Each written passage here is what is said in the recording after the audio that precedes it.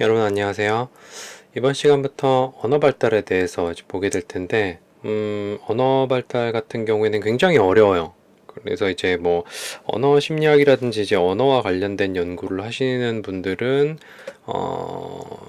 천재 중에 천재라고 이제 이야기를 하거든요. 여러분들도 한 번쯤은 들어봤을 거예요. 노암 촘스키라는 학자를 들어봤을 텐데, 어쨌든 많이 어렵지만 지금까지 해왔던 대로 상대적으로 차분하게 쉽게, 뭐 쉽게는 아닐 거예요. 뭐 그렇게 한번 수업을 진행해 보도록 하겠습니다. 저도 좀 긴장이 돼요. 언어를 할 때마다 굉장히 어려운 부분이기 때문에. 자, 그러면 한번 넘어가 보겠습니다. 자, 언어라고 하는 거는 작은 수의 개별적으로 의미가 없는 상징들이 합의된 규칙에 따라 결합되어 무한한 수의 메시지를 생성하는 거라고 정의가 돼요. 그러니까 우리가 자음이나 모음 같은 것들을 배우잖아요. 그 자음, 모음을 어떻게 해요? 합쳐가지고 어떤 글자를 만들고 음소랑 뭐 음절, 그 다음에 이제 단어, 문장 이런 식으로 점점 확장되어 가죠. 그러니까 뭐 여기 이제 여기 있는 작은 수의 개별적으로 의미가 없는 상징들을 갖다가 자모로 다 나눠 놓은 거예요. 봤을 때 뭐 초성, 중성, 종성 이런 것들이 모여가지고 합의된 규칙에 따라서 뭐 한국어는 이렇게 발음이 되죠. 지읒, 아, 기역이면 작이라고 이제 발음이 되는 규칙에 따라 결합이 돼요. 그 다음에 작하고 은이라는 게 이제 붙게 되면 뭔가 이렇게 얘기하는 게 좀 웃기는데 좀 스몰하다는 의미를 이제 가지게 되는 거죠. 그런 것들이 이제 무한한 수의 메시지를 이제 생성하게 되는 게 이제 언어라고 이야기를 하고, 언어는 우리가 왜 사용하느냐? 삐아제는 별 의미가 없다고 얘기했었죠. 근데 비고츠키는 뭐라 그랬어요? 사적 언어라는 걸 이야기를 하면서 뭐 내적 어떤 자기랑 의사소통하는 어떤 체계 뭐 그런 걸 이야기를 했었죠. 그 다음에 언어를 사용해 서로 다른 유기차 사이에 정보와 영향을 이제 교류하기 위해서 우리 이제 언어를 사용하죠. 우리가 이제 사고하는 것뿐만 아니라 제가 여러분들한테 이렇게 이야기를 하는 것도 언어를 사용하는 거죠. 뭐 딴 거 사용하는 거 아니에요. 언어를 사용해서 서로 다른 유기체, 저와 여러분들 사이에서 정보와 영향을 이제 교류하는 것, 정보를 주죠. 제가 발달 심리학에 대한 내용을 주고, 그 다음에 이제 중간중간에 잔소리하면서 이렇게 공부해라라고 이제 잔소리를 하죠, 제가. 그런 게 이제 영향을 주는 거라고 볼 수 있습니다. 뭐 우리가 이제 그 상징적 사고하고 이제 전조잡기 여기서 배울 때 언어는 우리가 습득하는 지식 중 가장 추상적인 지식이라고 할 수 있고, 이 언어를 사용해서 우리가 굉장히 많은 것을 이제 할 수가 있어요. 뭐 셀 수가 없죠. 뭐 지금 막 얘기하려고 해보니까 뭐라고 딱 집어서 이야기하지 못할 만큼 굉장히 많은 것이 생각이 나는, 여러분들 한번 뭐 생각을 해보세요. 언어로 무엇을 할 수 있을까? 우리가 언어를 사용함으로써 가능한 게 무엇일까를 한번 생각을 해보세요.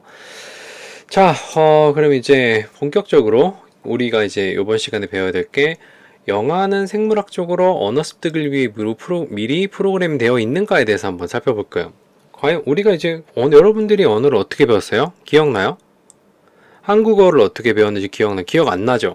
그 말은 그냥 살다 보니까라고 되죠. 그 말은 뭔가 이제 언어를 익히기 위한 어떤 체계 같은 것들이 있지 않나 라는 걸로 생각을 해볼 수가 있고, 영어와 걸음마기 유아들은 어떻게 단어의 의미를 알게 되는가? 여러분들은 단어의 의미를 어떻게 알았어요? 잘 기억 안 나요. 어느 순간 단어를 사용을 하게 됐어요. 뭐 영단어를 같은 거를 이제 여러분들이 공부할 때는 그냥 달달달달달 외우는 과정을 사용을 했었죠. 그건 이제 어떻게 보면은 언어를 습득하는 게 아니라 언어를 학습하게 되는 거죠. 공부를 하는 거니까 그건 이제 조금 다른 의미인데, 어떻게 단어를 알게 됐을까? 그리고 새로 들은 단어 같은 경우에도 여러분들이 어떤 여러 가지 과정을 통해서 그 뜻을 유추를 하죠.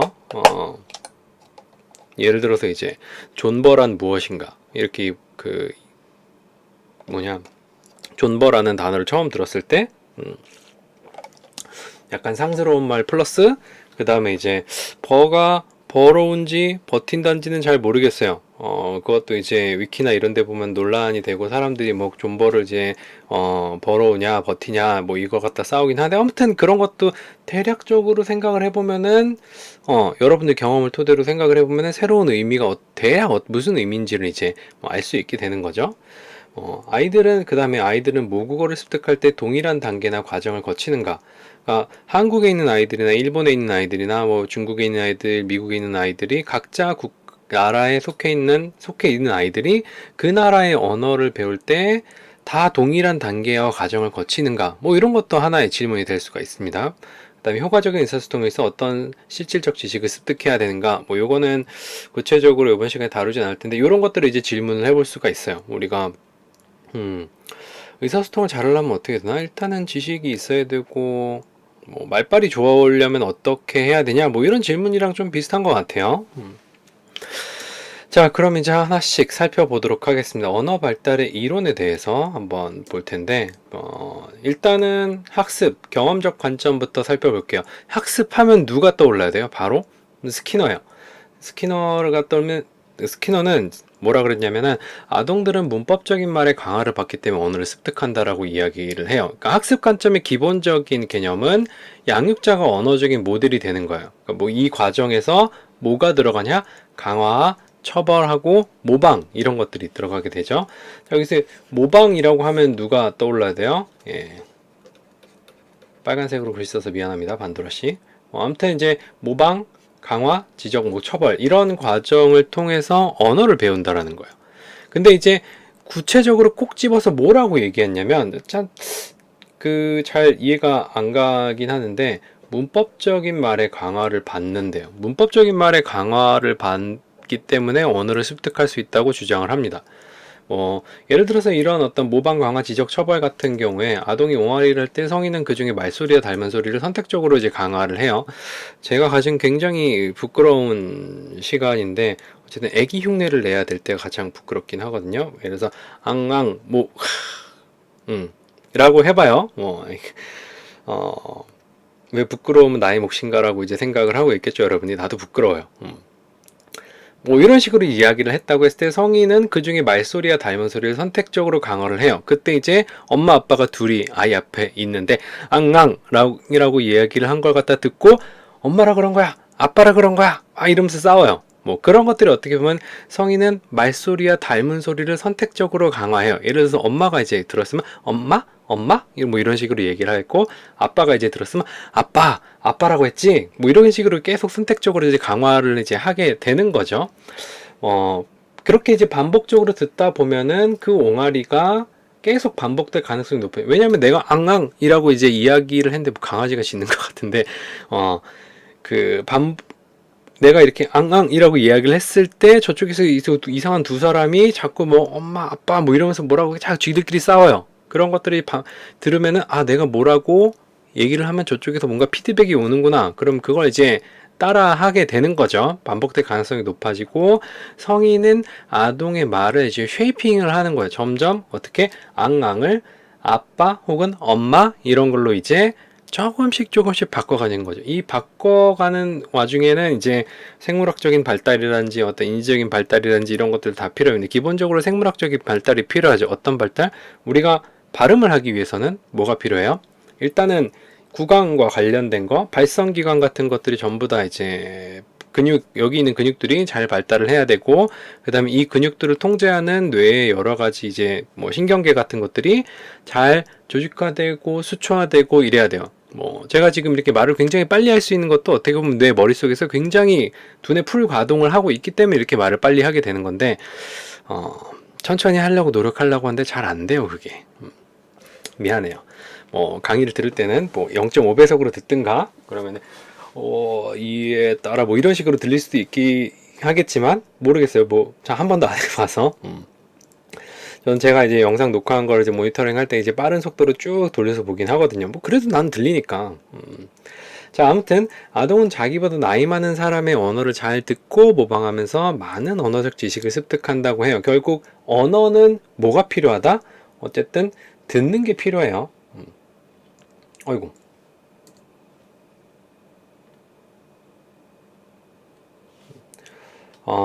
듣는 게 필요한데 단순히 듣는 것만 필요한 게 아니라 뭐가 필요하냐면 상호작용이 필요합니다. 그러면서 많은 언어적 지식을 습득한다. 여기서 이제 반도라가 모방하면서 모방 나왔으니까 반두라 씨 나와 주셔야죠. 근데 이제 여기서 우리가 생각해 봐야 될 거는 과연 문법적인 것을 강화하는가에 대한 걸 한번 생각을 해봐야 돼요. 여러분들이 어렸을 때 말을 배울 때 말을 잘못해 한국말 같은 경우에는 문법이 그렇게 크게 중요하지 않아요. 우리는 주어도 생략해서 이야기를 하잖아요. 그래도 다 알아듣잖아. 예를 들어서 뭐 사투리 같은 게 갸가 뭐 이렇게 하는 것도 대충 다 알아듣잖아요. 그러니까 문법적으로는 이제 어떻게 보면 좀 부족한 말이긴 하지만 다 알아듣긴 뭐 하는 어떤 한국말의 장점이라고 이야기를 할 수가 있겠죠. 근데 이제 외국어, 영어 같은 경우에는 문법이 굉장히 빡세기 때문에 문법적인 것들을 조성한다고 이야기하는데 실제로 연구를 해보니까 아동과 부모의 대화 분석 결과 아동 발의 진실성 여부에 대한 승인이 더 빈번하다는 거예요. 이 진실성 여부에 대한 승인이 뭐냐면 참말과 거짓말. 뭐 그때 거짓말을 했을 때 어떤 그 처벌을 하고 이거 옳은 말을 했을 때 강화. 하는 게 더 많지 문법적으로 맞는 말 틀린 말 같은 경우에는 그렇게 크게 중요하지 않다라는 게 일상적인 어떤 대화에서 제가 잠깐 미국에 놀러 갔을 때 좀 오래 놀러 갔거든요. 그 어학연수를 빙자해 가지고 이제 놀러 갔었는데 그때 그 외국인들이랑 대화를 할 때 제 영어 실력은 굉장히 미개했기 때문에 미개라는 단어가 가장 적절한 것 같아. 그 당시 내용은. 물론 지금도 그래요. 지금도 그렇긴 한데 문법적으로 다 틀리고 막 이래도 다 알아들어. 다 알아듣고 걔네들이 그렇다고 해서 그걸 이제 문법적으로 옳은 말을 알려주지 않아. 야, 거기서는 과거형을 쓰는 게 아니라 뭐 과거 분사를 써야 돼. 제가 또 굉장히 약한 부분이 또 영어 문법이거든요. 수능 볼 때 100% 틀린, 100%는 아니다. 50% 정도로 이제 틀렸던 게, 문법 문제였어요. 딱 한 문제 나왔거든요, 저 때는. 플러스 뭐 제 자랑을 하자면은 뭐 그거 하나밖에 안 틀렸다는 거, 영어는. 고등학교 때 내내. 자, 아무튼, 아동, 부모의 대화 분석 결과 아동발의 진실성 여부의 승인이 더 빈번해요. 그러니까 문법적인 강화나 처벌 같은 것들은 이제 없었다라는 거죠. 그렇게 많이. 물론 이제 그 불규칙 동사 같은 경우에는 알려주죠. 예를 들어서 이제 뭐 s가 붙는 게 아니라 뭐나 투스하고 티스 뭐 이런 거 있잖아요. 그냥 쌀먼 같은 거 우리가 옛날에 그 중학교 때 고등학교 때 영어 중에서 이제 뭐 복수형이랑 이제 단수형이랑 똑같은 거 fish, sheep, salmon, deer 뭐 이런 식으로 이제 막 외웠었잖아요. 요즘에도 그렇게 외우나? 아닌가 맞나? 아무튼 그런 게 틀렸을 때는 이제 알려주겠지. 근데 어떤 일상적인 대화에서는 딱히 그렇게 신경을 쓰지 않는다라는 거에 이제 발견이 됐다? 관찰이 됐었죠.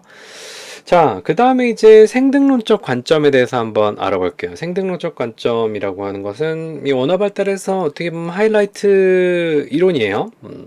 생등론적 관점은 인간은 언어를 습득하도록 생물학적으로 프로그램 되어 있다라는 굉장히 대담한 주장을 합니다. 노암 첨스키 님께서 그래서 이제 언어 습득 기제라고 하는 걸 주장을 하는데 이 언어 습득 기제라고 하는 거는 언어의 주요한 규칙을 추론하고 규칙을 추론한다라는 게 예를 들면 이런 거예요. 맨 앞에는 주어가 오고 그 다음엔 동사고 영어의 경우에는 뭐 그 다음에 뭐가 오고 뭐가 오고 뭐 이런 식으로 이제 그 어떤 이것도 어떻게 보면 통계적 학습이죠.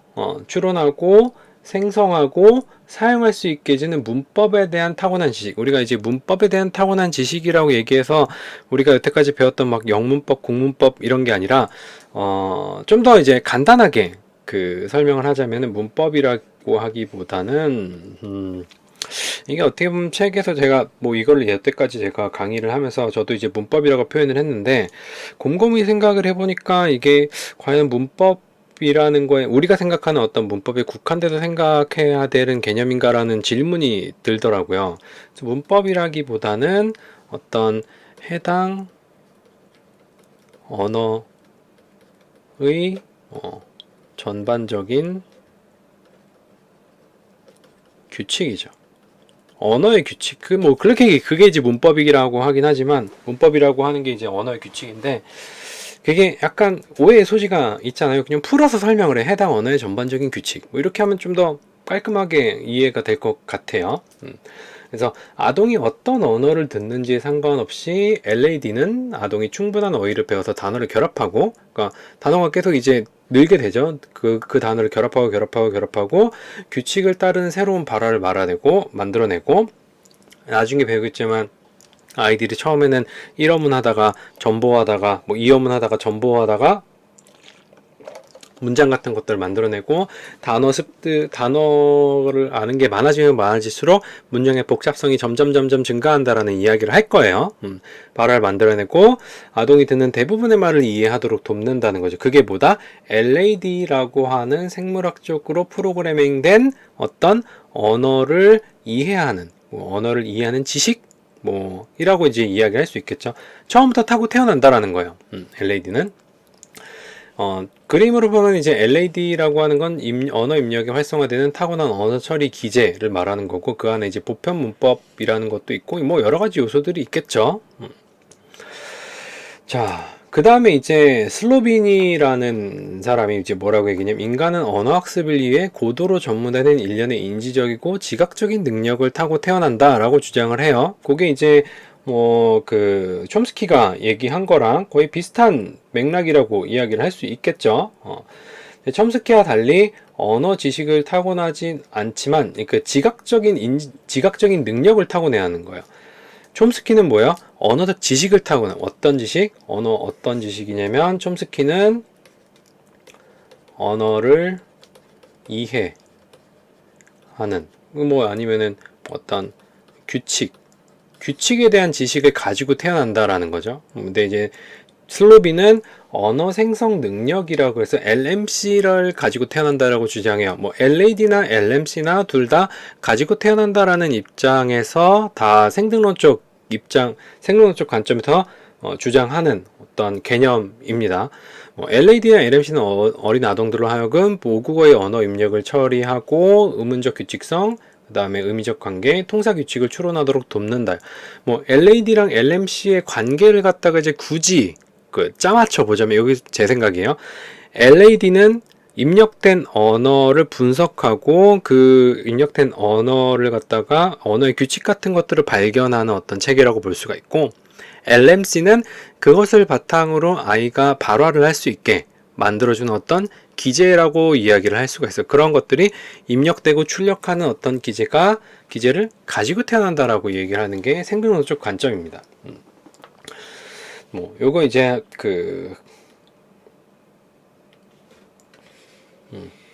입력 처리하고 의문적 규칙성, 의미적 관계, 통사 규칙을 추론하도록 돕는다.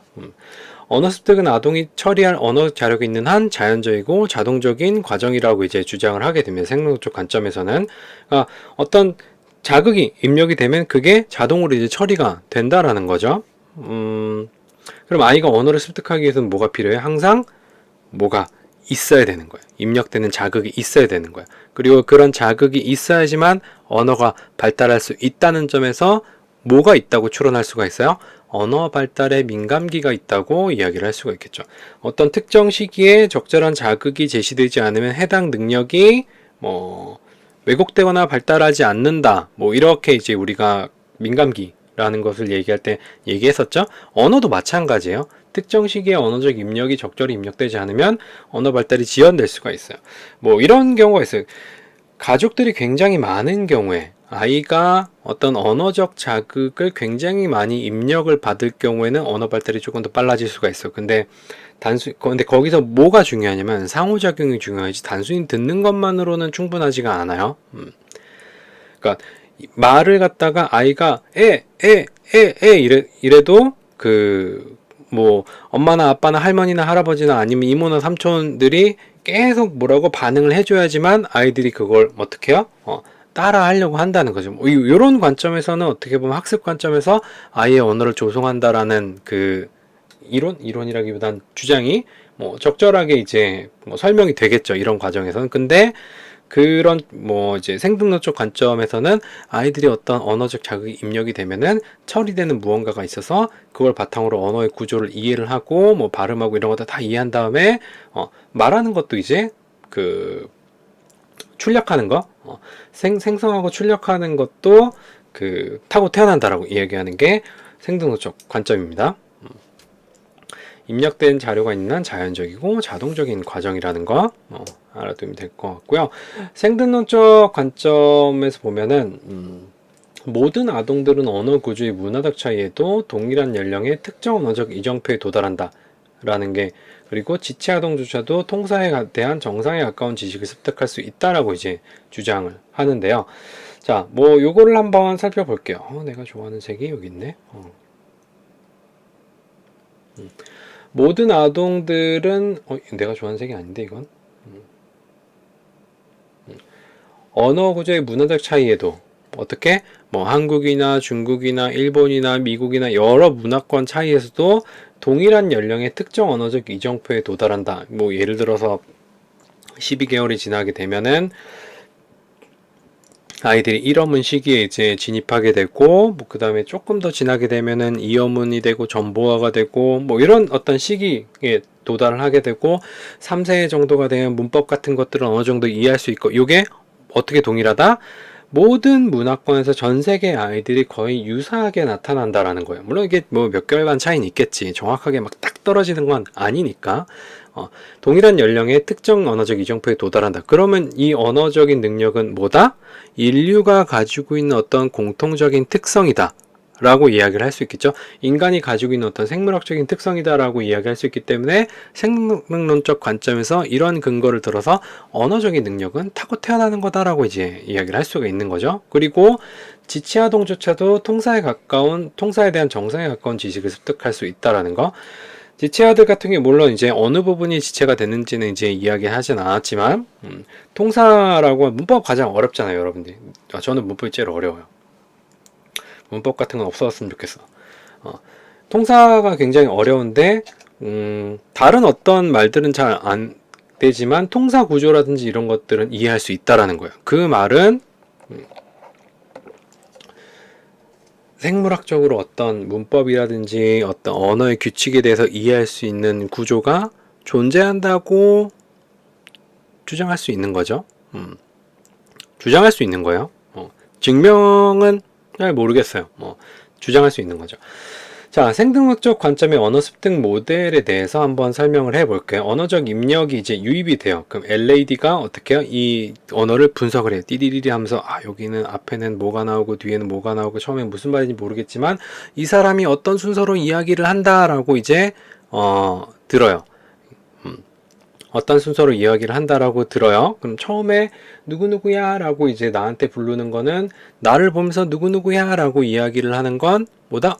저거는 누군가를 부를 때 맨 앞에 이야기를 하는구나 라는 이론이 이제 생기는 거죠. 그 사람이 항상 나를 보면서 똑같은 말을 계속 하는 거야. 뭐 강아지도 그런 건 알잖아요. 그래서 이제 그 이론이 생기게 되면은 누구누구야 라는 게 유입이 되면 바로 고개를 확 돌리거나 그걸 이해를 하는 거죠. 내가 뭐 누구누구라고 불리는구나. 나의 이름은 뭐 누구누구구나 라는 걸 이제 뭐 알게 되는 거죠. 그 다음에 뭐 엄마든 아빠든 할머니든 할아버지든 막 뭐라고 얘기하는데 그 문장이 이제 처음에 뭐 누가 나오고 그 다음에 어떻게 했다가 나오고 그 다음에 이제 뭐 여러 가지 뭐 행동이나 뭐 이런 것들 막 쭉쭉쭉 나오는 것 같다가 분석을 하는 거예요. 분석을 해서 이론으로 만들고 그 이론을 바탕으로 LAD의 소프트웨어가 업데이트가 되면은 다시 또 이제 입력된 걸 해석을 하게 되는 거죠. 그리고 그게 아동의 문법적 능력으로 색깔이 똑같으니까 안 보이네. 문법적 능력이 이제 되는 거죠. 그런 과정을 통해서 아이들이 언어를 이해하고 언어를 습득하고 언어를 사용할 수 있다고 주장하는 게 생등록적 관점이라는 거예요. 그러니까 LAD라고 하는 거는 어떤 언어의 이론을 만들기 위해서 중간에 있는 어떤 인터프리터라든지 뭐 그런 어떤 기제라는 거죠. 우리가 언어를 사용하는 데 있어서 가르쳐 주지도 않았어요. 아무도 가르쳐 주지도 않았는데 애가 알아서 습득한다라는 거는 그건 타고 태어나는 거다 라는 굉장히 간단한 주장이에요. 자, 생등론적 관점을 지지하는 여러 가지 증거들을 한번 살펴볼게요. 뭐 그 중에 이제 대표적인 게 브로카 영역이랑 베르니케 영역이라는 거, 그다음 언어와 관련된 언어의 특정 어떤 능력 같은 것들을 담당하는 부분이 있다라는 우리가 심리학 개론 시간에 배웠어요. 브로카 영역하고 베르니케 영역 두 가지가 있는데, 여러분들이 뭐 요거는 여기에 이제 클릭을 하면 이렇게 손 모양으로 바뀌었죠. 요 클릭을 하면은 영상을 볼 수 있으니까 클릭을 해서 브로카 영역과 베르니케 영역이 어떻게 차이가 나는지 그걸 한번 심리학 개론 시간에 이제 봤을런지 모르겠지만 다시 한번 보세요. 영상을 못 봤다면은 브로카 영역의 손상이 어떤 증상을 유발하고 베르니케 영역의 손상이 뭐 어떤 증상을 유발하는지 한번 보면 될 것 같아요. 자, 그 다음에 이제 그 생존적 관점을 계속 지지를 해볼게요. 뭐 중요한 그 이론이기도 하고, 물론 이제 우리가 어떤 현상을 이해할 때는 어떻게 이해해야 돼요? 통합적으로 이해해야 되기 때문에 나중엔 다 이제 짬뽕처럼 다 섞을 거예요. 잡탕밥처럼. 잡탕밥 하니까 그건 나중에 기회 되면 그러니까 뇌 전문 언어. 그러니까 우리가 그 신경계 발달에서 그 감각 발달에서 가장 처음 발달하는 게 뭐냐면 청각이라고. 뭐 미각이나 촉각이나 이런 것도 이제 출생하기 전에 다 발달한다고 얘기했지만, 뭐 청각도 어떻게 보면 상대적으로 굉장히 빠른 시기에 발달을 하는 기관 중 하나예요. 출생 첫날부터 말소리는 영아의 좌반구에서 전기적 활성화를 유발해요. 그러니까 어떤 소리, 그 음악과 언어적 소리를 제외한 나머지는 우반구가 활성화되는데, 음악도 어떻게 보면 어떤 규칙이 있는 거죠. 그 말은 좌반구는 어떤 규칙이 있는 소리를 그 구분할 수 있다. 그러니까 음악도 리듬, 비트, 뭐 이런 어떤 규칙이 있잖아요. 두둠칫 하면서 그런 것들과 말소리도 내가 지금 계속 뭐라고 떠들긴 하지만 요 굉장히 빨리 말하는 과정 안에 뭐 주어랑 서술랑 목적어 뭐 동사 이런 게 다 이제 어떤 규칙에 의해서, 한국말의 규칙에 의해서 나열이 되기 때문에 여러분들이 이해를 할 수 있는 거죠. 예를 들어서 말소리는 첫날 좌반구 활성화 출생 유발 영아의 좌반구 뭐 이런 식으로 얘기하면 여러분들 이해해요? 이해를 못하죠. 그렇기 때문에 어떤 규칙을 갖다가 분석할 수 있는 그 기관이 이제 좌반구가 좌반구만 이제 활성화되니까 여기 어딘가에 언어적인 처리, 어떤 규칙이 있는 음성을 그 판별하는 어떤 체계라든지 신경 체계 같은 것들이 있는 게 아닐까라고 이제 그 가설을 세울 수 있는 거고, 신생아들도 말소리 지각을 위해 신경계가 미리 배선되어 있다. 그러니까 말소리 지각을 위해 신경계가 미리 배선되어 있다라는 거는 애들이 말소리와 그냥 띠띠 빵빵 하는 소리를 이제 구분한다라는 거죠. 말소리에는 반응하는데 다른 소음 같은 경우에는 뭐 캐스네츠를 딱딱딱딱 한다든지 이런 거에는 별로 반응하지 않는다라는 거예요. 그 말은 이 그 음성 자극을, 혹은 이제 음성 자극이라기보다는 소리 자극이라 그래야 되나? 갑자기 단어가 생각이 안 나요. 요 자극을 해석하기 위해 미리 신경계가 다 완성이 되어 있다라는 거죠. 소리를 분석하도록 준비가 되어 있다라는 거예요. 왜 소리를 분석하도록, 특히 언어 같은 거나 규칙적인 어떤 음성이라 그래야 돼? 뭐라 그래야 돼? 뭐 아무튼 그런 그 소리 자극을 왜 구분할 수 있게 인간이 태어날까를 생각해보면 또 역시 우리가 잘 알 수 없는 그 인간의 발달의 끝은 뭐가 나오냐면 이제 진화 심리학이 나와요. 진화적으로 혹은 적응적으로 생존에 필요하기 때문에 미리 이제 배선되어 있다라고 이제 뭐 얘기할 수 있겠죠. 뭐 다른 이유를 여러분들이 한번 찾아보세요. 뭐 다른 걸 생각해 보면 더 재밌을 것 같기도 해요. 아까 얘기했던 언어 습득이 민감인 가설, 성인 실어증 환자와 달리 아동 실어증 환자는 특별한 치료 없이 잃었던 언어 기능을 다시 찾아요. 왜? 우리 뇌는 가소성이 있기 때문에 어렸을 때는 아직 말랑말랑할 때는 아직 전문화가 되지 않은, 혹은 완전히 수초화나 이제 그 코팅이 이제 딱 그 코팅이 되지 않은 뇌 부분이 이제 언어로 사용되는, 언어적 기능을 담당해 사용할 수 있다라는 거죠. 상대적으로 전문화되지 않은 우반구가 좌반구의 기능을 대신할 수도 있는 거고, 아니면 뭐 근처의 다른 영역들을 침식을 해가지고 언어적인 능력을 사용할 수도 있는 거고, 우반구가 좌반구의 기능을 대신한다라는 건 어떻게 보면 그 음악과 언어 소리를 제외한 나머지, 그러니까 소리, 음성 자극 같은 것들을 이제 언어적인 음성 자극과 그냥 일반적인 음성 자극으로 나왔을 때, 일반적인 음성 자극은 우반구에서 활성화되잖아요. 근데 이제 언어적인 음성 자극도 동일한 음성의 속해 있기 때문에 뭐 이제 비슷한 거를 이제 처리하는 우방구가 처리한다고 볼 수가 있겠죠. 사춘기 이후 뇌신경학적 기능이 완전히 전문화한 이후에는 좌방구 손상 시 언어적 기능 우방구가 대신할 수 없어요. 그러니까 굳어버렸다라는 건 조금 잔인하니까 세팅이 다 된 거예요. 이제 뭐 예를 들어서 제가 가끔가다 실수를 하는 게 뭐냐면 제가 선 정리에 굉장히 예민해요. 그래서 컴퓨터 같은 경우에 이제 제가 지금 요 컴퓨터에 모니터 2대에다가 뭐 외장하드 2개에다가 그 다음에 뭐 여기 조명도 있고 마이크도 있고 헤드폰도 2개에다가 마우스도 2개에다가 마우스는 다 마우스 키보드 다 무선 쓰긴 하는데 타블렛도 무선 쓰고 어쨌든 뒤에 뭐 이것저것 USB 허브랑 이런 선이 굉장히 많은데 이 막 엉켜있는 꼴을 잘 못 봐요. 그래서 항상 뭘 하냐면 그 케이블 타이로 전부 다 꽁꽁 묶어 놓거든요. 그런데 이제 새로운 기기를 추가하게 되면 그 또 손이 하나 덜렁덜렁 거리잖아요. 그걸 또 못 보는 거야.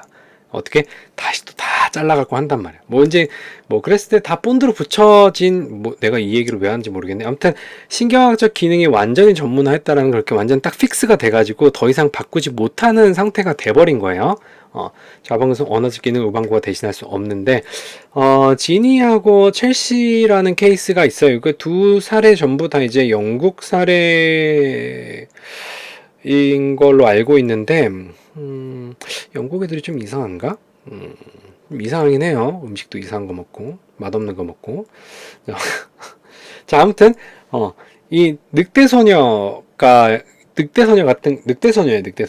어렸을 때 늑대한테 길러졌다가 구조됐다라는 거 여러분들 한 번쯤은 들어봤을 거예요.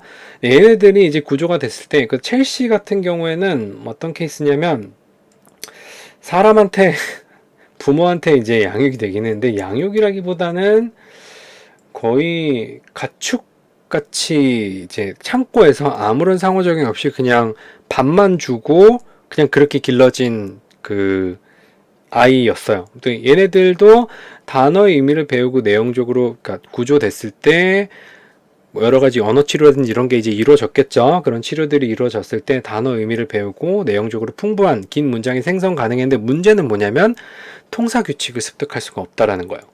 그러니까 문법적인 거는 우리 알 수가 없다라는 거죠. 그러면은 자 다른 화용론 같은 것들은 어느 정도 그 배울 수가 있는데 단어 같은 것도 이해하는 거 통사 규칙 같은 것들을 완전히 습득하지 못했다라는 거. 우리가 이제 그 한국에서 영어를 배울 때라고 생각을 하면 돼요. 영어의 통사 규칙을 완벽히 우리가 습득할 수 있을까? 모르겠어요. 저는 그렇게 열심히 영어 공부를 하지 않았기 때문에 저는 뭐 영어 공부를 그 학교에서도 뭐 하는데 아직까지 문법은 진짜 1도 몰라요. 뭐 여러분들도 고등학교 때 그렇게 배웠는지 잘 모르겠는데 뭐 요즘에도 뭐 관계대명사 이런 거 배워요? 근데 저는 관계대명사라는 뭐 이름만 알지 그게 뭐 하는 건지 몰라요. 근데 문장 구조도 뭐 1형식, 2형식, 3형식, 4형식 요 네이밍만 알지 그게 무슨 차이가 있고 있는지 잘 모르거든요. 그러니까 그런 규칙을 습득하지 못한 거랑 비슷하게 생각할 수 있지 않을까 싶어요. 아주 어렸을 때부터 영어를 배웠다라고 하면은 물론 이제 저 같은 경우에는 이제 어렸을 때 영어를 이제 공부하긴 했는데 어렸을 때부터 영어를 공부하긴 했는데 그 영어를 이제 문법책 그 굉장히 옛날 책인데 맨투맨 막 성문 기본 영어 기초 영어 뭐 이런 걸로 학원 가니까 뭐 그런 걸로 가르치긴 했어요. 근데 전혀 학습이 안 되더라고요. 저는 그거에 대해서 아주 어렸을 때 그냥 그 뭐지 영어로 된 동화책 있잖아요. 되게 얇은 책 있어요. 되게 얇은 책이 있는데 뭐 이렇게 산타클로스하고 뭐 루돌프 뭐 이런 얘기하고 그 영어로 된 동화 다 그림으로 돼 있고 글자 그 책에는 한 문장 한 2문장 정도 있는 요런 책들 뭐 그냥 요런 거 보면서 이제 공부를 했었던 것 같아요. 영어를 이제 처음 접했던 것 같은데 그러고 나서 이제 뭐 미국 애들이 쓰는 뭐 교과서 같은 거 그런 거 이제 읽으면서 이제 뭐 영어를 공부하고 해서 그냥 그렇게 공부하고 나서 따로 그 학원 같은 데 가면 친구랑 놀러 가고 따로 공부를 하진 않았어요. 어떻게 보면은 아주 어렸을 때 배웠기 때문에 그런 감 같은 건 있는데 통사 규칙 같은 것들은 잘 모르겠더라고요. 어떻게 보면은 그걸 이제 말할 수 없을 뿐이지 알고 뭐 체득하진 않았을까? 뭐 그렇게 생각할 수도 있겠죠. 어쨌든 뭐 이후에 이제 아이들 요 말은 통사규칙 다시 돌아오면서 통사규칙 같은 경우에는 민간기가 이른 시기에 존재한다라고 볼 수 있죠. 그러니까 요 연령보다는 더 이른 시기에 통사규칙을 습득한다라고 이제 볼 수가 있죠. 그 이후에는 통상 아무리 배워도 통사규칙을 습득할 수 없다고 이야기를 할 수가 있겠죠. 이게 언어 습득의 민간이고, 언어에서 뭐 화용론이나 뭐 의문론이라든지 아니면은 뭐 통사론이라든지 이런 것들을 각각 그 언어와 관련된 개념들에 대한 그 민간기는 다 다르게 나타나요. 시기가 다 다릅니다. 자, 그 다음에 이제 그 생각점, 제2 영어 얘기하다가 다시 또 영어 얘기를 하는데, 제2 언어 습득의 민감기를 놓쳐버린 사춘기 이후 청소년들이 제2 언어를 배우는 것은 어려운 일인가? 예. Definitely.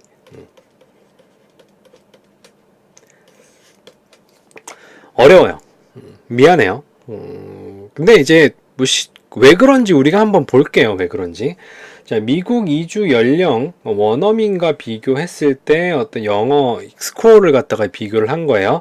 3에서 7세 정도에 이주했을 때는 원어민과 거의 동일해요. 그러니까 원어민과 똑같아요. 근데 연령이 점점 증가할수록 어떻게 해요? 점수가 점점 떨어져요. 그래서 청소년기 이후에 이주했을 경우에는 거의 60 몇 점, 70점 가까이 차이가 나는 거죠. 왜 그럴까에 대해서 이제 연구를 해봤는데, 물론 언어가 좀 다르긴 하지만, 지금 요 그림 같은 경우에는 뭐가 있어요? 이게 확대가 되나?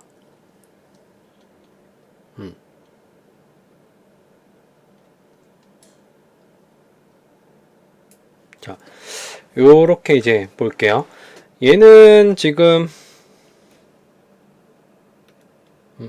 터치밖에 안 되네.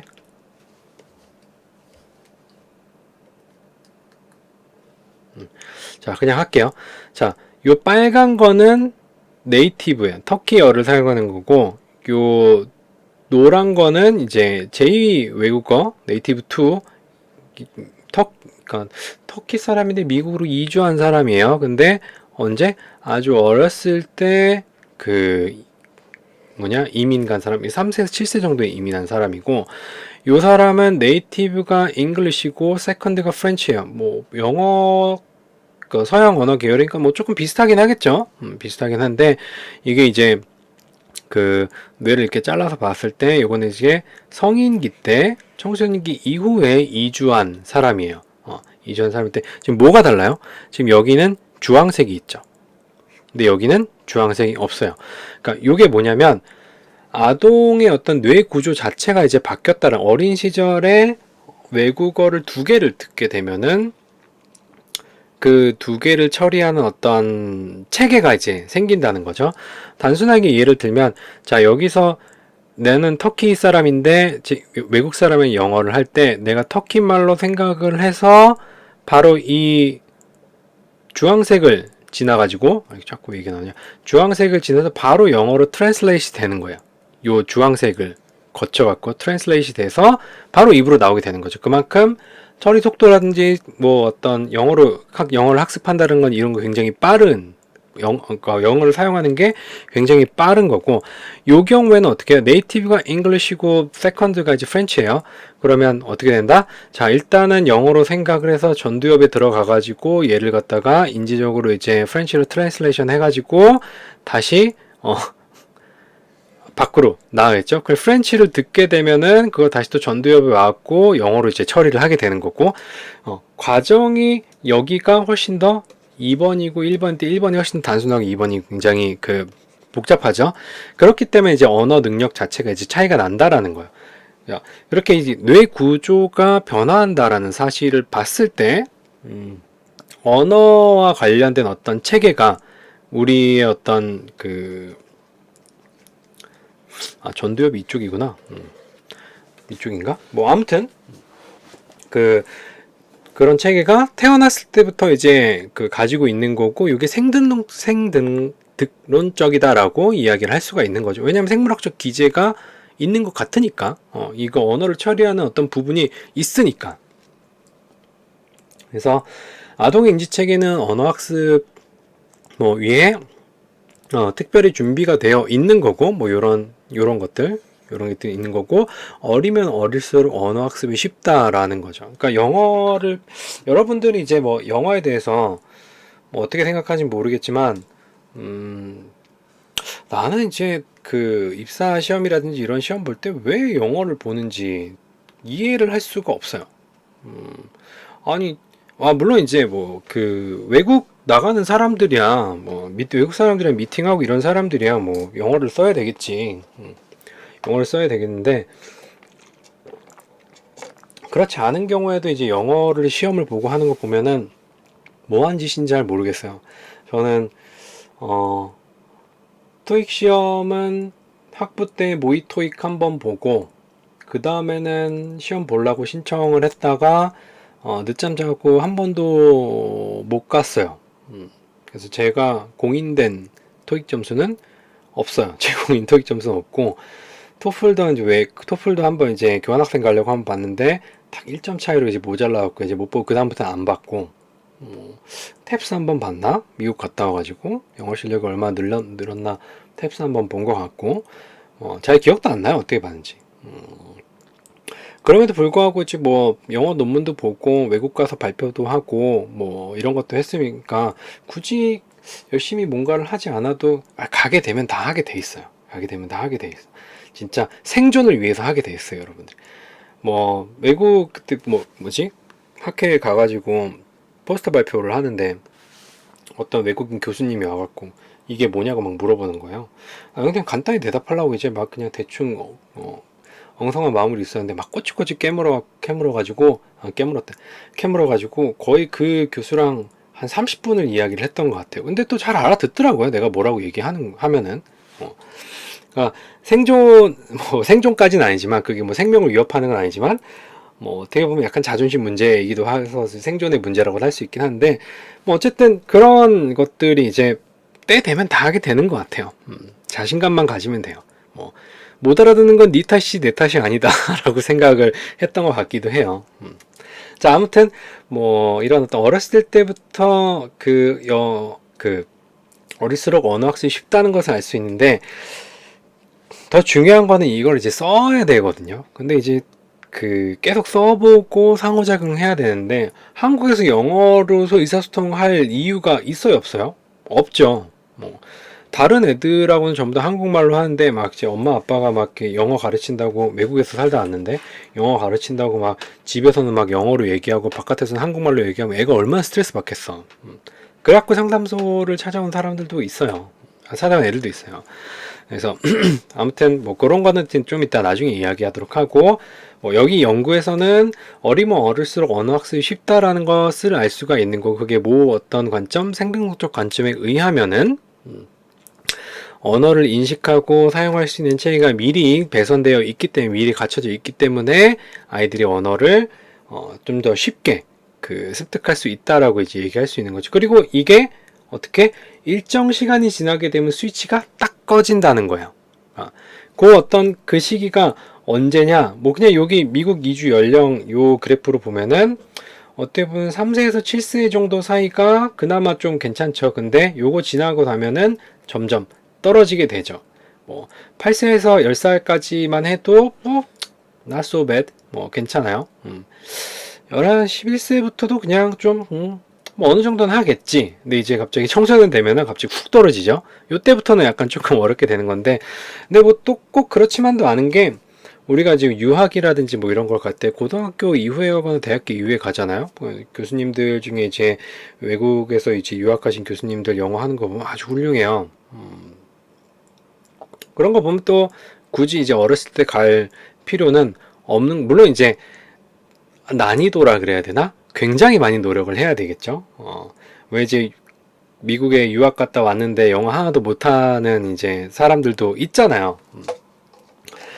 그런 것도 있으니까 어떻게 노력을 하느냐에 따라 좀 다른 것 같고, 뭐 얼마나 이제 동기부여가 되냐, 생존의 위협에 얼마나 노출이 되어 있느냐, 뭐 이런 것들이 영향을 줄 수가 있는 것 같아요. 제가 뭐 짧게나마 미국에 갔다 왔을 때 뭐 3개월 갔다 왔는데, 그래도 영어를 나름 뭐 3개월 갔다 와서 뭐 얼마나 늘었겠어요. 근데 나름 어떤 감이라든지 이런 것들은 좀 익히게 된 것 같아요. 뭐 갔다 와가지고 딱 일주 만에 싹 다 까먹더라고요. 첫 일주까지는 그래도 외국 친구들이 전화도 하고 걔네들이랑 통화도 하고 하면서 어느 정도 익숙해졌는데 딱 일주일 한국 사니까 영어 싹 다 까먹고 그렇더라고요. 아무튼 뭐 그때 이제 제가 했던 게 한국 학생들하고는 이제 그러니까 전혀는 아니고 딱 5% 정도만 교류를 했어요. 그냥 위급할 때 날 도와줄 사람이 있어야 될 거 아니야. 말은 통해야지. 그래서 이제 옆집에 사는 한국 친구 한 명이랑만 이제 가끔 가다가 이제 밥 먹고 뭐 놀고 이러고 그 외에는 다 이제 그 같이 사는 타운하우스에 사는 미국 학생들이랑 같이 먹고 놀고 했던 것 같아요. 저의 그 뭐냐 미개한 영어를 들어주면서 같이 이제 뭐 술집도 가고 뭐 바도 뭐지 클럽 같은 데도 가고 뭐 그랬던 것 같은데 뭐 클럽이라고 해서 한국 클럽 말고 그 락 공연하는 클럽 같은데요. 아무튼 그런데도 뭐 그러면서 이제 영어를 좀 더 자연스럽게 뭐 사용할 수 있었던 것 같아요. 그리고 처음에는 막 어버버버 하다가 그 학교에서 이제 어학 프로그램을 들었는데 어학 프로그램 들을 때 마지막에는 약간 심리학에 대한 소개 같은 것도 간단히 영어로 발표할 수 있을 정도? 그 정도로 된 것 같긴 해요. 그만큼 이제 절박해야 된다라는 거죠. 언어를 배우기 위해서는. 아, 굳이 내가 영어를 쓸 이유가 없다라고 하면은 당연히 동기가 떨어지게 되겠죠. 그거는. 갑자기 영어 얘기 너무 많이 해서 시간 너무 잡아먹네. 자, 뭐, 그 다음에 또 다른 거, 수화도 창조, 생존적 관점에서 좀 더 이야기를 해보면은, 수화도 창조할 수가 있어요. 청각장애 아동들이 함께 영역된다면 그들만의 수화를 만들어낼 수 있을까? 여기 지금 글이 되게 이상하게 복잡하게 되어 있는데, 뭐, 간단하게 이야기를 하자면은, 뭐, 옛날에 어떤 국가가 있었어요. 뭐, 전쟁 때문에, 뭐, 나라가 굉장히 피폐해졌는데, 이 마을, 저 마을, 이 마을, 저 마을, 마을이 굉장히 떨어져 있었어요. 여기 사는 애들 중에 청각장애 애들이 사는 집, 마을도 있고, 그런 집, 아닌 집도 있는데, 요 한 가운데다가, 뭘 만들었냐면 학교 같은 것들을 만들었어요. 어떤 학교? 이 청각장애 아동들을 교육하기 위한 학교를 만들었대요. 대충 뭐 유럽 어딘 것 같아요. 그랬을 때 얘네들이 각각 집에서 서로 교류가 없는 상태에서 그들만의 수화를 사용을 했겠죠. 그래서 얘네들이 이제 각각의 수화는 나라가 다 다르다고 사용하는 언어가 다 다르다고 할 수 있는 사용하는 수화가 다 다른 애들을 한 군데 모아놨더니 무슨 일이 벌어졌냐면 얘네들끼리도 뭔가 의사소통을 하기 위해서 뭘 만들었냐면 피진어와 유사한 시스템을 구축하는 피진 수화를 이제 만들었다라고 하는 거예요. 그 피진어라고 하는 거는 서로 다른 언어를 가진 사람들이 한 공간에 모였을 때 그들이 의사소통을 하기 위해서 뭐 예를 들면 그 중에서 가장 주요하게 쓰인 한 언어를 베이스로 걔네들만의 어떤 그들이 의사소통을 하기 위한 언어를 창조를 하는 거예요. 그게 이제 어디 있었냐면 대표적으로 어 그 태평양 한가운데 있는 하와이 있죠. 하와이에 옛날에 이제 무슨 일이 있었어요? 그 한국 사람, 일본 사람, 러시아 사람, 뭐 저쪽 그 남미 사람, 뭐 유럽 사람, 뭐 흑인, 인디언 뭐 이런 여러 사람들이 사탕수수 재배하려고 거기 다 갔어요. 한 군데 모여 그 노역하고 이렇게 있는데 걔들끼리 의사소통을 해야 되잖아요. 그 사람들끼리. 그래서 이제 그 사람들이 만든 언어가 이제 피지노라는 거예요. 여러분들이 제가 예전에 유튜브에서 피지너를 검색했을 때 그 피지너를 정말 잘 설명하는 영상이 있었는데 그게 내려갔나 봐요. 피지너라고 검색을 하게 되면은 하와이가 나와요. 그리고 1세대들이 만든 게 피지너예요. 이미 그러니까 뭐 2주 1세대들이 만든 게 피지너고 요게 업그레이드 돼 갖고 약간 문법적인 특성 같은 규칙 같은 것들이 잡힌 게 뭐냐면 크레올어라고 이야기합니다. 뭐 좀 이상한 거 많이 배우죠. 요게 이제 2세대. 하와이는 가보지 않았지만 피지너 영상을 들어보면은 옛날 사람들 있죠. 어른들이 쓰는 영어가 아닌 영어를 써요. 뭔가 약간 에스파뇰도 좀 섞인 것 같고 약간 그런 느낌이 드는 영어를 쓰거든요. 그냥 뭐 그 남미 사람들이 에스파뇰 사람들이 그러니까 에스파뇰 쓰는 사람들이 이제 미국어를 쓰는 게 아니라 뭔가 문법적인 것도 조금 다르고 미국 영어랑은 조금 다른데 알아들을 수는 있어요. 그런 걸 쓰는 그 영상 클립이 있었는데 그게 이제 사라져가지고 여러분들이 한번 찾아보세요. 아무튼 언어를 만든다라는 거죠. 언어를 만드는 능력을 가지고 있다는 아이들이 그러니까 수화를 피진 수화를 생성하는 것들 아이들도 가지고 있다는 걸 바탕으로 언어적인 능력은 그 어떤 언어 발달은 생등론 쪽이다. 이미 가지고 있기 때문에 그거를 어떤 상황에서든 인간이 적응을 하기 위해서 발휘를 할 수 있다고 이제 주장을 하게 되는 거죠. 생등론 쪽 관점에서는.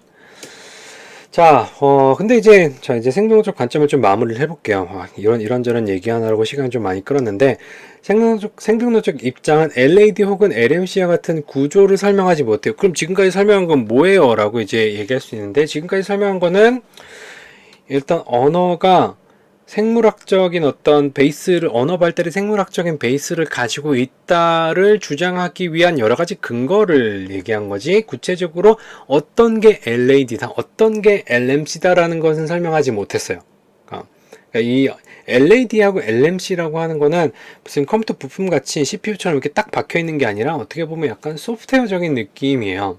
우리가 그 정보 처리 이론에서 이제 배웠었던 뭐 실행적 통제 처리, 실행 기능 뭐 이런 거라고 이제 이런 비슷한 개념이라고 같이 뭐 생각을 하면 될 것 같긴 한데, 근데 그 구조가 이제 뭔지를 설명하지 못했죠. 그리고 생물학적 기제에 대한 설명이 없어요. 그냥 이런 게 생물학적인 어떤 발달의 증거가 된다라고 주장을 했지, 어떤 식으로 생물학적 기제가 있다라는 거는 무엇이 발달하고 뭐가 원인이 되고에 대해서 설명이 없다라는 거죠. 그 다음에 제가 생각했을 때 가장 큰 건 언어 환경이 언어 학습을 돕는 경우를 이제 간과했다라고 하는데, 물론 이제 언어적인 처리할 자료가 언어 자료가 있다라고 하면은 아이들이 언어를 발달시킬 수 있다라고 이제 이야기를 하긴 했지만, 환경적인 얘기는 하지 않고 계속 다 생물학적인 얘기만 했었죠. 생물학적인 증거들만 계속 얘기를 했었죠. 그런 것들이 이제 생등론적 관점이 가지는 한계라고 이야기를 할 수가 있습니다. 뭐 최근 연구는 제가 찾아보진 않아서 잘 모르겠어요. 뭐 그동안 입장이 바뀌었는지는 모르겠지만 어쨌든 생명학 관점은 이런 단점을 가지고 있다는 거 알아두면은 됩니다. 자, 삐아제. 또 삐아제 나왔어. 삐아제 언어 발달. 언어는 독립된, 그냥 넘어갈게요. 능력이 아니라 인지 발달 산물이에요. 언어는 상징체계의 결정체이기 때문에 커피라는 단어를 하기에는 COFFEE 이렇게 이제 합쳐서 커피라는 단어가 된다. 뭐 이런 식으로 이제 이야기를 한 거예요. 넘어갈게요. 자, 상호작용 관점, 학습 관점 플러스 생존적 관점, 그리고 인지발달적 관점, 이 세 가지가 다 합쳐진 회색 분자 관점이라고 이야기를 할 수 있습니다. 뭐 그 어떤 게 맞냐라고 물어보면 뭐가 맞는 거예요? 통합적인 게 맞는 거죠. 중간이 맞는 거죠. 뭐 아빠가 좋아, 엄마가 좋아 물어보면 엄마, 아빠 다 좋아라고 이야기를 한 게 맞는 답이죠. 굳이 하나를 고르는 거는 누군가에게 미움을 받는 지름길이에요. 자, 학습 관점도 옳고, 너도 옳고, 너도 옳고, 너도 옳다라고 이제 이야기를 하는 게 뭐예요? 가장 옳은 말이면서 누구나 할 수 있는 얘기죠. 근데 이제 이론들이 이렇게 서로 나뉜다라는 거는, 그러니까 어떤 행동, 언어 발달이라고 하는 것은 학습 관점만으로 설명하기도 어렵고, 생존적 관점만으로 설명하기도 어렵고, 인지 발달적 관점으로도 설명하기 어려워요. 그러니까 각각의 관점들은 각각의 관점이 관심을 가지는 특정한 행동이라든지 현상들이 있어요. 그런 행동과 현상을 이해하기 위해서 그 관점을 취한 거지, 어떤 이론이 맞다 틀리다라고 하는 거는 전 개인적으로는 없다고 생각을 해요. 뭐 제가 얘기했는지 모르겠지만 이론은 맞다 틀리다라기보다는 여러분들이 개인적으로 어떤 걸 더 선호하느냐에 따라의 차이예요. 저는 정신분석을 별로 좋아하진 않아요. 그게 틀렸다라고 이야기하진 않는 거랑 마찬가지입니다. 그리고 정보처리 이론이 맞다라고 얘기하지 않았죠. 저는 정보처리 이론을 좋아한다고, 가장 좋아한다라고 이야기를 했었지.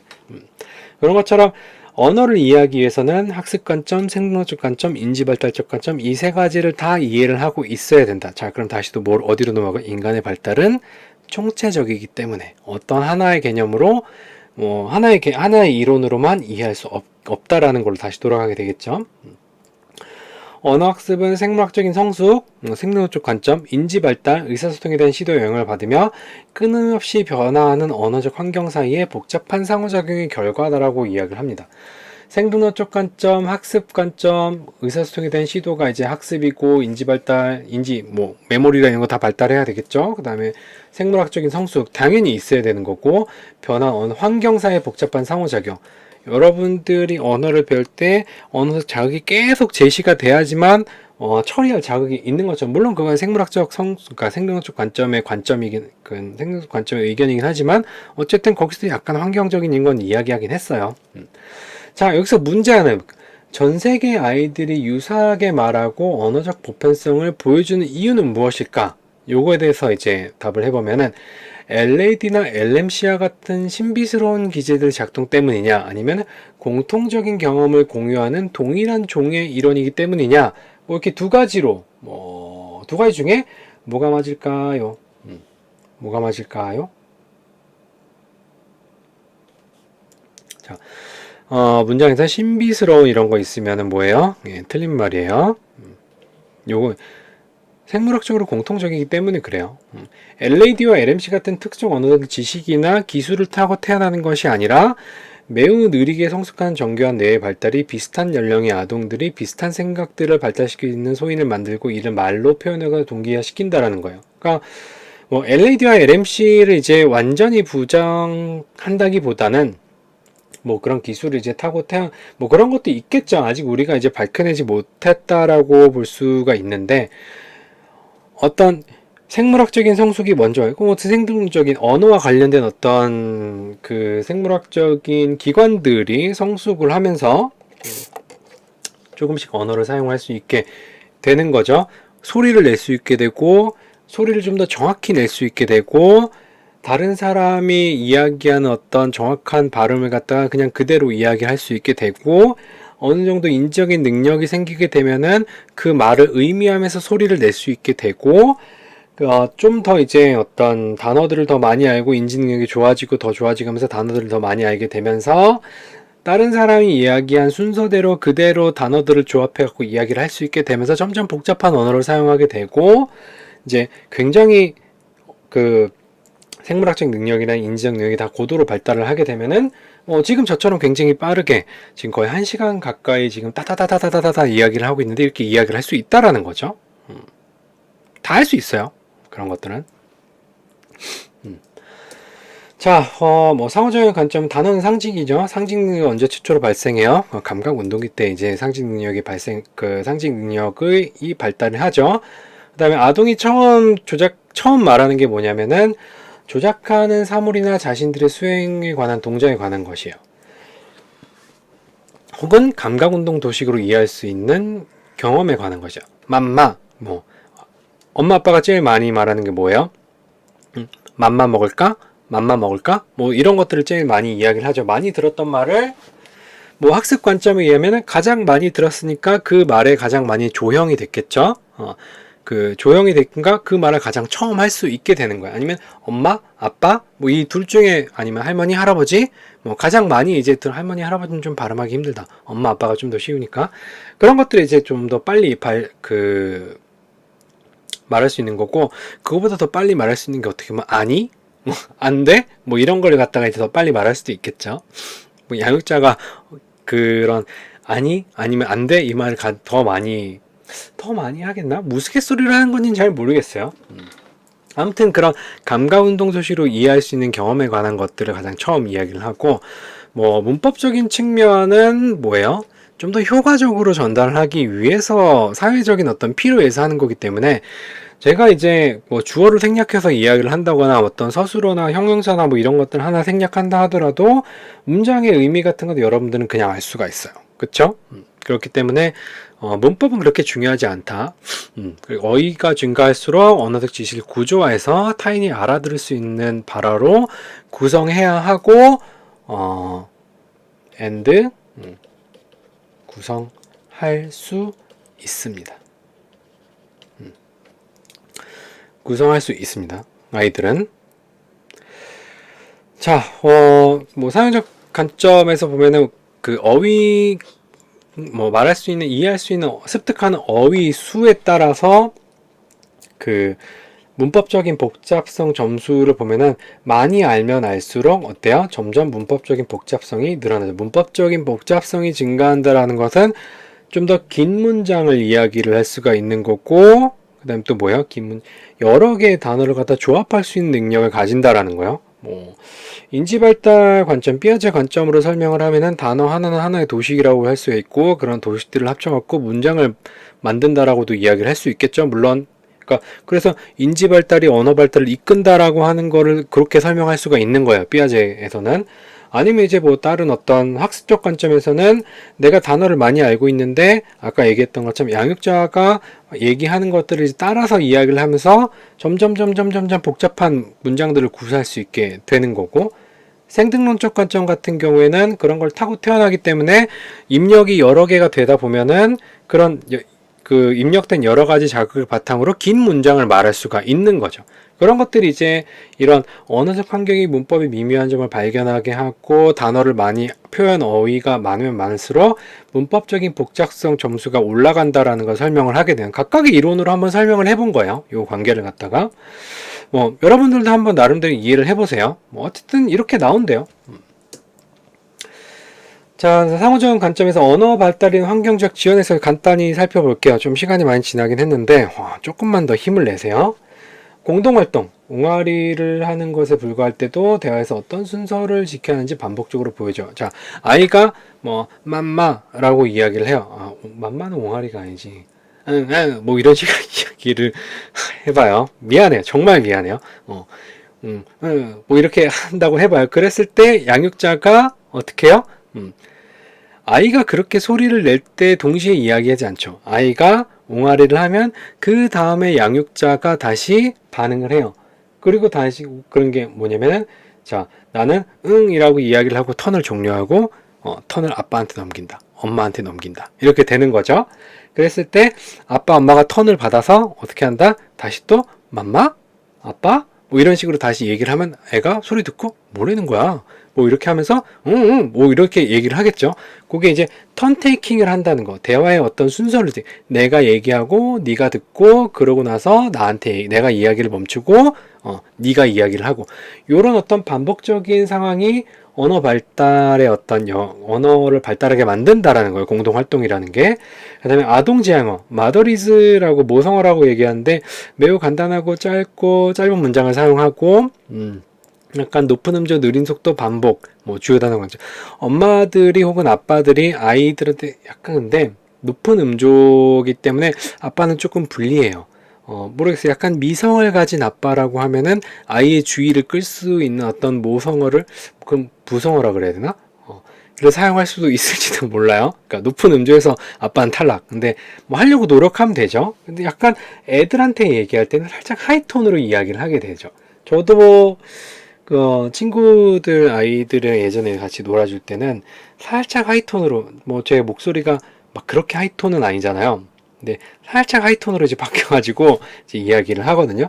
그런 것들이 이제 자연스럽게 나오게 돼요. 왜 그런지는 잘 모르겠어요. 제가 애들한테 목소리를 쫙 깔고 아니면 수업할 때처럼 따다다다 이야기하지 않아요. 굉장히 느리게 이야기를 하게 되고, 그런 것들도 어떻게 보면 아직까지 이제 어떤 생물학적인 특성, 언어와 관련된 아이들한테 말할 때는 이렇게 말해야 된다라고는 학습이 된 건지 아니면 내재된 능력인지는 잘 모르겠어요. 여러분들이 근처에 조카나 뭐 이런 뭐 애들을 만날 때가 있으면 여러분들이 걔네들한테 어떻게 얘기하는지 잘 한번 생각을 해 보세요. 자, 부정적 증거. 정확한 문법적 표현에 대해서는 강화하지 않지만 비문법적 표현에 대해서는 지적과 정정은 제공이 되죠. 뭐 근데 한국말 같은 경우에는 문법이 그렇게 빡세지 않기 때문에 우리는 문법적으로 그 지적을 받진 않아요. 뭐 예를 들어서 이제 뭐 옛날에 잠깐 유행했던 뭐 도깨비 말이라니, 제가 고등학교 때 중학교 때 초등학교 말에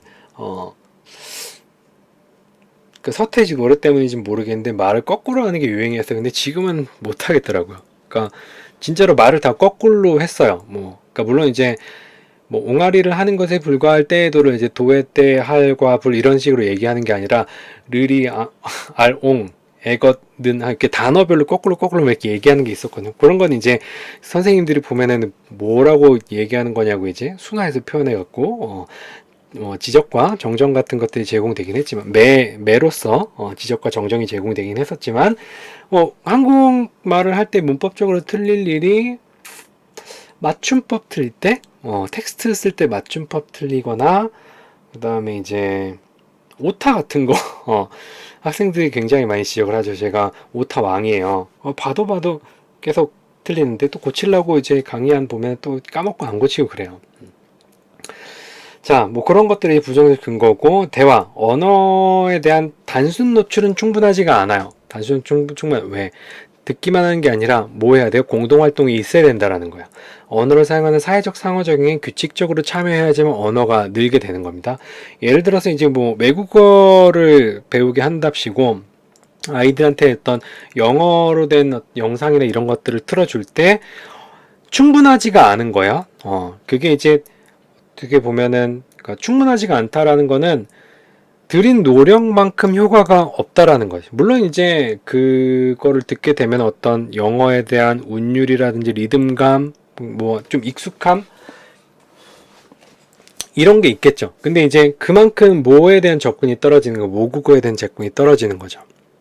약간 뭐 트레이드오프가 있긴 해요. 아이가 충분히 어떤 언어 자극을 입력을 받아야지만 모국어를 잘 구사할 수 있고 한데 그 중간에 이제 영어가 끼어든다라고 하면은 뭐 미국에 이민 갔을 때는 모르겠어요. 근데 한국에 있을 때 그러면은 뭐 제대로 효과도 없을 뿐더러 실제로 그거를 사용하는 상황 환경 자체가 안 되기 때문에 우리가 영어를 배우기 힘든 이유가 뭐냐면 그것 때문에 그런 거예요. 사회적 상호작용 규칙적으로 참여하기가 굉장히 어려워요. 뭐 그렇다고 이제 영어 학원에 가가지고 스터디하는데 한국 애들끼리 막 영어로 얘기한다 그러면 서로 너무 부끄러워하고 얘기도 못하고 그러잖아요. 차라리 그냥 뭐 외국인 친구를 만들면은 모르겠는데 뭐 그런 것도 굉장히 쉽진 않잖아요, 그게. 그렇기 때문에 이제 학부생 같은 경우에는 제가 하나 조언해 줄게. 교환학생 무조건 가세요. 학점 채우 물론 이제 뭐 못 가는 상황이긴 하지만 현재 상황은 교환학생이 기회가 되면은 무조건 가세요. 무조건 가서 언어뿐만 아니라 외국에 갔다 오게 되면은 약간 조금 그렇다고 이제 뭐 사대주의라서 미국 킹막장 뭐 이러면서 막 너무 좋아 이게 아니라 좀 다른 세계를 경험을 하면은 좀 시야가 좀 넓어진다 그래야 되나? 이런 세계도 있구나. 뭐 미국 갔을 때 막 그 바깥에서 막 I have shotgun 막 하면서 막 총 쏘고 뭐 이런 것도 들어봤어요. 얼마나 무서운데. 그럼 막 갑자기 막 경찰 삐용삐용 오고 막 이래요. 자, 뭐 그런 것들이 이제 뭐 그런 단점도 있긴 하지만 어쨌든 뭔 얘기를 하려면 규칙적인 사회적 상호작용이 노출이 돼요. 제가 3개월 미국에 잠깐 놀러 갔다 오긴 했지만 그래도 갔다 와서 일주일 정도는 그래도 영어를 어느 정도 사용할 수 있게 된 건 뭐냐면은 되도록이면 한국말을 사용하지 않고 최대한 미국 애들이랑 놀고 먹고 마시고 하면서 걔네들이랑 힘들지만 계속 상호작용을 했기 때문에 어떻게 보면 그때 잠깐이나마 이제 그 감 같은 것들이 이제 익혀졌건 거라고 이야기를 할 수가 있어. 어떻게 보면 약간 벼락치기한 느낌? 여러분들이 이제 시험 보고 나면은 공부한 것들 싹 다 날라가고 머리 백지 상태가 되잖아요. 약간 그런 상태, 그 정도로 이제 어떻게 보면 영어 공부를 하고 온 거죠. 영어를 익히고 온 거죠. 지금은, 하려고 그러면 할 수 있을지 모르겠네. 뭐 가서 한 일주일 살면은 또 생존 본능 때문에 영어를 뭐 열심히 할 수도 있긴 하겠지만 어쨌든 규칙적인 상호작용, 사회적 상호작용에 규칙적으로 참여하는 게 굉장히 중요하다고 이야기할 수가 있습니다. 자, 뭐 상호작용 관점을 이제 도식으로 간단하게 이제 요약을 해보면은 기본적으로 생물학적인 발달이 일어나야 돼요. 여기 플러스 신체 기관의 발달이 이루어져야 되죠. 뭐 이런 어떤 언어 사용과 관련된 발성 기관 같은 것들이 발달을 해야 되고 인지 발달 어떤 거 뭐 정보 처리 이론에서 기억 폭이랑 뭐 주의 폭이랑 뭐 이런 것도 다 포함이 돼요. 뭐 삐아제 얘기뿐만 아니라 뭐 이런 것들이 쭉 이제 발달을 했을 때 언어적 환경에 노출이 그 아이들이 어떤 언어적 환경에 노출되고 인지가 더 발달하게 여기 둘의 상호작용하면서 언어적 환경의 레벨이 점점 올라가게 되죠. 아동의 활동과 언어적 변화가 다시 언어적 환경에 영향을 주게 되고 뭐 이렇게 서로 상호작용하면서 다시 또 이런 것들이 뇌가 발달하게 되고 그러니까 왜? 뉴런이 계속 자극을 받으니까. 그럼 다시 또 요게 발달하면 인지가 발달을 하겠지. 계속 사이클이 계속 돌면서 어떻게 아이들이 언어가 이제 발달한다고 이야기를 할 수가 있습니다. 생각보다 이제 중간에 좀 쓸데없는 얘기를 좀 많이 해서 시간이 좀 늘어지긴 했는데 언어 발달 이론들에 대해서는 뭐 요 정도로 마무리를 해볼 수 있을 것 같아요. 긴 시간 동안 수업 듣느라 고생 많이 했고 다음 시간에 뵙도록 하겠습니다. 수고하셨습니다.